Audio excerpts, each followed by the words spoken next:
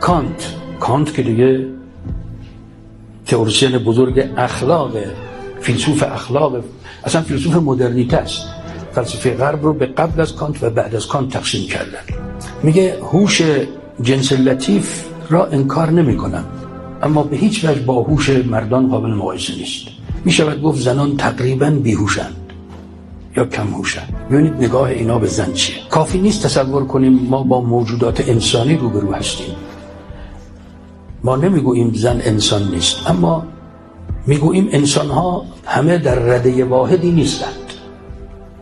یعنی زنم انسانه، اما مرد خیلی انسان تره. زن و مرد بله هر دو انسانه، اما اساسا اینا یک رده موجود نیستن. این حرف کانته. کانت پدر روشنفکریه.